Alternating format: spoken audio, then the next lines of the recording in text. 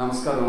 ఒక సంతోషమైన సమయంలో పావనమైన ఒక స్థలంలో గాయత్రి పరివార్ వారి సమావేశ మందిరంలో ముఖ్యంగా మాకు ఈ ఊరు తెలుసు అనుకుంటుంటాం, కానీ మాకు ఇక్కడ ఒకటి ఉందని తెలియదు.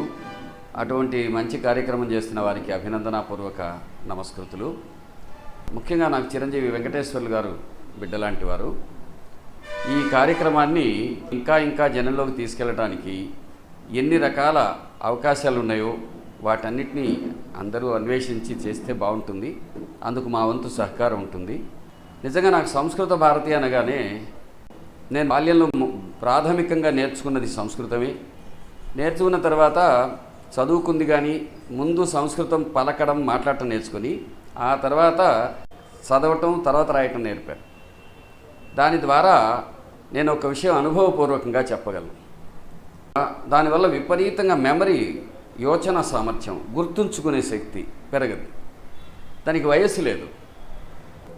ఎవరికైనా నా జ్ఞాపశక్తి తగ్గుతుంది అనుకుంటే కొన్ని శ్లోకాలు నేర్చుకోమని చెప్పండి, వాళ్ళ మెమరీ ఖచ్చితంగా పెరుగుతుంది. ఆమె పోయిన మెమరీ ప్రతిష్ఠితం అవుతుంది. అది కూడా ఇంకొకటి ముఖ్యంగా ఆయన చెప్పిన విధానం బాగుంది. మాతృభాషా విధానం అని, మన తల్లి భాషలాగే గన మాట్లాడితే బాగుంటుందని. నాకు ఒక మిత్రుడు ఒక ఆయన ఉన్నారు, వారి పేరు దోర్బల ప్రభాకర శర్మ గారు. ఒక భాషని ఎట్లా సంస్కరించుకొని మాట్లాడాలో, ఒక భారతీయుడు ఎట్లా ఇంగ్లీష్ పదాలు అనవసరంగా వాడుతున్నామో, తేనెలు వలికే తెలుగు ఉండగా అమృతధార అయిన సంస్కృతం ఉండగా మనకి దేనికి? కానీ అలవాటైపోయాం. ఒక చిన్న విషయం, ప్రపంచ భాషలలో ఎక్కడ కూడా ఒక పదానికి ఒక అర్థం, రెండు అర్థాలు, సమానార్థకాలు, ప్రతిపదార్థాలు ఇలా ఉంటాయి. సంస్కృతంలో 1000 అర్థాలకు మించి ఉన్నాయి. అటువంటి సంస్కృత భాష గన ఎవరైనా గన నేర్చుకుంటే అతడు ఏ రంగంలో ఉన్నాడో ఆ రంగంలో పురోగమిస్తాడు. అతడికి ఆత్మవిశ్వాసం వస్తుంది. అతడి జీవ చైతన్యవంతం అవుతుంది. అతడి హృదయం వీలైనంత తొందరగా శుద్ధం కాగలుగుతుంది. ఎందుకంటే యుగయుగాలుగా ఋషులు మాట్లాడిన భాష, ఋషి ప్రోక్తమైన భాష, ప్రపంచ మానవులు ఆకులలములు తింటూ మానాన్ని ఆకులతో కప్పుకున్న రోజులలో గొప్ప జ్ఞాన ప్రగతికి కారణమైన భాష మన అమృతధార లాంటి భాష మన సంస్కృత భాష. అందుచేత సంస్కృతాన్ని మాట్లాడడం అనేది కష్టం, అసాధ్యమైంది కానే కాదు. కానీ మీకులాగే నాకు కూడా అభ్యాసం లేదు, ఎందుకంటే అది మాట్లాడేవాళ్ళు లేరు. ఒక కాలంలో ఇక్కడ ఈ ఊర్లో దక్షిణ భారత వేద విద్వాంసుల సభాధ్యక్షుడుగా ఉన్నటువంటి మహాఘనతర పండితుడు, వేద విద్వాంసుడైన అరవిత్తూరు విశ్వనాథ సౌతులు గారిని ఉండేవారు. ఆ 3 హాల్ టర్నింగ్లో ఆయన దక్షిణ భారతదేశంలో మొత్తం వేద విద్వాంసుల సభ ఎప్పుడు జరిగినా దానికి ఆయన అధ్యక్షుడు. ఎన్నో యూనివర్సిటీస్, జర్మనీ లాంటి దేశాల యూనివర్సిటీస్ నుంచి ఎంతోమంది పరిశోధకులు సంస్కృత భాష పరిశోధన చేసిన వారు ఆయన దగ్గరకు వచ్చి విషయం తెలుసుకుంటేవారు. ఆయన గారు ఎప్పుడైనా మన ఇంటికి వచ్చేవారు. మామూలుగా ఆయన బాగా ఆచారవంతుడు. అవన్నీ పట్టించుకోకుండా మా ఇంటికి వచ్చి వాకిట్లో నిలబడి, అమ్మ మిత్రధర్మాన్ని బట్టి వచ్చా, ఈయన ఎక్కడున్నాడు అని కూర్చునేవాడు. ఆద్యతనః సంస్కృతేన సంభాష్యతాం. ఇప్పుడు కూర్చొని మనం సంస్కృతంలో చెప్పుకుందాం. ఎంత సంతోషమో. నిజంగా అయితే ఆయన అన్నారు కదా, ఈజీగా దశరథస్య పుత్రః రామః అన్ని పదాలు వచ్చు, అట్లాంటివి చిన్నవి. కాబట్టి ఒక ప్రయోగం చేద్దాం. మీరు ఇంగ్లీష్ నేర్చుకుంటే ఎలా నెగ్గుకోగలరో అట్లాగే సంస్కృతం నేర్చుకుంటే మీకు ఆత్మవిశ్వాసం వస్తుంది. మీరు ఎక్కడైనా బాగా బ్రతకగలుగుతారు, ఆరోగ్యవంతంగా ఉండవచ్చు. అసలు ఎంత అందమైన ఇప్పుడు ఉదాహరణకి తెలుగు ఉంది కదా, మాట్లాడితే బాగుంటుంది. ఇంగ్లీష్ సూక్ష్మంగా ఉంటుంది. సంస్కృతము మధురతరంగాను సూక్ష్మంగాను ఉండడమే గాక సూక్ష్మాతి సూక్ష్మంగా మనకి మేలు చేస్తుంది. సో సంస్కృతం మాట్లాడిన రోజులలో భారత జాతిలో ధర్మం ఉన్నదని, అందరూ సుఖశాంతులతో వర్ధిల్లారని, అది ఒక కాలమని, అది భోజరాజు కాలమని చెబుతారు. ఆ భోజుడి కాలంలో ముఖే సరస్వతి, ప్రతివాడి ముఖంలో సరస్వతమ్మ నాట్యం ఆడేదిట. అంటే ప్రతివాడి ముఖంలో ఏదో బాధపడుతున్నట్టు కాకుండా సంతోషంగా, సుఖంగా, తృప్తిగా, శాంతిగా కనిపించిన జాతిలోంచి మనం వచ్చాం. కాబట్టి సరదాగా కాకుండా, దాన్ని సరదాగా అయినా సరే నేర్చుకొని దాన్ని అభ్యాసం చేస్తే బాగుంటుందనేది నాకెంతో నచ్చిన పని. ముఖ్యంగా ప్రభాకర శర్మ గారిని వీళ్ళు కొన్ని గేయాలు ఒకటి ప్రచారం చేస్తారు, అవి నేర్చుకోండి. నేను ఇప్పుడు అన్నిటికంటే నాకు నచ్చిన పాట ఏదని ఎవరన్నా అడిగారు అనుకో, నేను ప్రతి చోట పాడుతుంటాను, దాన్ని మార్చుకొని కూడా పాడుతుంటాను. ఒకటి ఏంటంటే జనగణమన, వందే మాతరము, తర్వాత ఇట్లాంటి పాటలలో ఉండే అద్భుత భావం కంటే గొప్ప భావం ఈ సంస్కృత భారతి అంతరంగాన్ని వివరించే భావం దాంట్లో ఉంది. ఆయన పెద్ద వయస్సు వారిది, 77 పదులు దాటిన వారు పసిపిల్లలాగా నృత్యం చేస్తూ ఆడుతారు, పాడుతారు.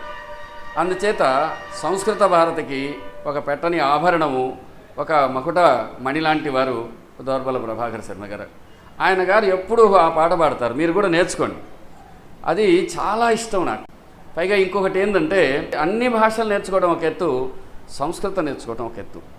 అందుకని ఎక్కడ సంస్కృతం ఉంటుందో అక్కడ సంస్కరించబడినటువంటి జాతి ధర్మం ఉంటుంది. మామూలుగా షేక్ హ్యాండ్లు ఇవ్వడము, హాయ్ అనడం, ఒక చేత్తో దండం పెట్టడం, వీటన్నిటికంటే భారతీయత నమస్కారంలో ఉంది. నమస్కారము మన ఉపనిషత్తులు, బ్రహ్మసూత్రాలు, భగవద్గీత ప్రతిపాదించిన ఒకటి చెబుతుంది, వేరు లేదు, ఒక్కటే ఉన్నాడు. నువ్వు వేరుగా నేను వేరుగా లేవు, ఒకటే అయినటువంటి పరమాత్ముడికి నమస్కారం అని. ఇన్ని భేదాలు ఇవన్నీ రావటానికి కారణం ఏంటంటే సరి అయిన నమస్కారం తెలియక, అది మన సంస్కారం కాకుండా పోవటం వల్ల. అదేవిధంగా ఆ చరిత విజయ అనే పాట అది చాలా ఇష్టం నాకు. నేను అప్పుడప్పుడు ఒకలైనా రెండులైనా పాడుతుంటాను. ఎందుకనంటే అది పాడితే నాకు మహా ఆనందం. ఆయన ఎందుకంటే అందులో ఉండే ప్రతి పదం రసోదయం, ప్రతి పదం అందరికీ అర్థం. అది ఇప్పుడు మనందరికీ అవసరమైన గుణాలు అందులో ఉన్నాయి. నేను ఆ అబ్బాయి వెంకటేశ్వర్లు గారిని ప్రత్యేకంగా రిక్వెస్ట్ చేసేది ఏంటంటే, మాకు కేవలం సంస్కృత భాషే కాదు మనకి నేర్పడం, దానితో ఉండే ఉత్తమ సంస్కారం కూడా మాకు చెప్పండి. మీరు ఆ 10 రోజుల క్లాసెస్లో మేము సంస్కృతం తప్ప మాట్లాడమన్నారు, చాలా బాగుంది, అది మంచి పద్ధతి. కానీ అప్పుడప్పుడు మంచి శ్లోకాలు నేర్పి వాటి అర్థాలు కూడా చెప్పటం ఇందులో చేర్పిస్తే బాగుంటుందని నా ఉద్దేశం. అందులో చరిత విజయ పథే సపది సమమపితః పురోయామ జయ భారతి జయ జయేతి జగతి సముద్ఘోషయామా జయ భారతి జయ జయేతి జగతి సముద్ఘోషయామా. భారతి అంటే జ్ఞానము, ఆనందము, ఏ జాతి లక్ష్యాలు అట్లాంటి వాళ్లను అయిన భారతీయులు అందరము జయము జయమని చరిత విజయ పథే సపది సమమపితః పురోయామా. మేము ప్రతి 2వ ఆదివారం సాధనా పదయాత్రను ఒకటి పెడుతున్నాం. ఆ సాధనా పదయాత్రను ఎవరో ఒకరు దాన్ని షూట్ చేసి బయట దేశాల వాళ్ళు వచ్చి దాన్ని రికార్డ్ చేద్దాం అనుకుంటున్నాం, కొత్త ప్రయోగం అన్నారు. వాళ్ళకి ఈ పాట చెప్పాను నేను, ఏమని, నడిచే వాళ్ళ పదాలు చూపిస్తూ పెట్టండి అని. దాన్ని బహుశా రికార్డ్ చేసి పెడతారు. అది తప్పకుండా గొప్ప స్ఫూర్తి. అది ఇప్పుడు ఈ పిల్లలు ఉన్నారు, వీళ్ళకి అన్నిటికంటే ఉత్తమ గుణాలేంటి? మొట్టమొదటి మానవ గుణం దయ. దయ, క్షమ, స్నేహ, వినయ, సత్యశీల సేవానా సుగుణానాం సమృద్ధయే క్రమాభ్యాసమాచరామా. అది గొప్ప విషయం. నిన్న రాదు, నేడు నేర్చుకుంటున్నాను, రేపు ఒక నాటికి నేర్చుకుని తీరుతాను. సరే, మన నలుగురు కలిస్తే మహా సిగ్గుపడిపోతాం. సవనేషు సభాంగణేషు మార్గేషు చ మందిరేషు యదా కదాపి యత్ర వా నియమాన్ నహి విస్మరామా. ఒక నియమబద్ధమైన జీవితం భారతీయుడిది. అందువల్లనే వేల సంవత్సరాల విదేశీయుల పాలన వచ్చినా భరతమాత పూర్తిగా ఆమె వెనక ఉండే సంస్కృతి సంప్రదాయాన్ని ఈనాడు ఇన్ని యుగాల తర్వాత కూడా ఈ సంస్కృతం గురించి చెప్పుకోవటం అనేది జరుగుతోందంటే భరతమాత సజీవ చేతన స్ఫూర్తితో ఉన్నదని భావం. ఆమె ఇంకా ఉంది మనలో. మీరందరూ ఇంకా బ్రతికించి భావితరాలకు మనం కూడా ఉపకరణాలు కావాలి. అదేవిధంగా అందులో నాకు కొన్ని లైన్స్ చాలా నచ్చుతాయి. అది పెద్ద పాట. అది అవిచ్ఛిన్న కృషి శ్రమై. మనందరం ఎందుకు పేదరికంలో ఉన్నామంటే కృషి సరిగా చేయవు. అందుకని అవిచ్ఛిన్నమైన కృషి శ్రమలను నమ్ముకుంటే సంలాపై శుభమననై. ఆ విధంగా ఎప్పుడుగా మన శుభమననములతో, ఆలోచనలతో, భావనలతో ఉంటే వపుర్వచో మానసాని. దేహము, మనసు, మన ప్రవర్తన అన్నీ మారిపోతాయి. మనసు, వపు అంటే దేహం, వచస్ అంటే మాట, మనసు, ఇవన్నీ ఒక్కసారి సుసంపన్నమైపోతాయి అన్నమాట.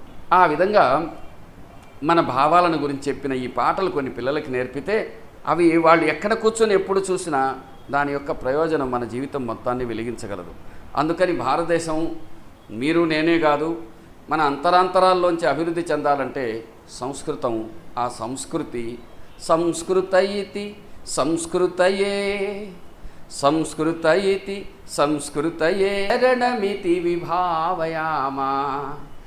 సంస్కృతాన్ని సంస్కృతి ప్రతిరూపంగా శరణమని విభావిస్తాం, ప్రకాశిస్తాం అనే మాటే భరతవాక్యంగా చెబుతూ మీ అందరికీ నా అభినందనాపూర్వక ఆశీర్వచనాలు బిడ్డలకి, నమస్కారాలు పెద్దలకి. ఈ కార్యక్రమం ఎప్పటికీ కూడా ఇలా అవిచ్ఛిన్నంగా కొనసాగాలని, ఎంతోమంది దీని ద్వారా ప్రయోజనం పొందాలని, మనందరం ఎక్కడన్నా ఎదురుపడినప్పుడు ఆర్య మహోదయ నమస్కార అని చెప్పుకునే రోజు రావాలని అభిలషిస్తూ ఆశిస్తూ నమస్కరిస్తాను.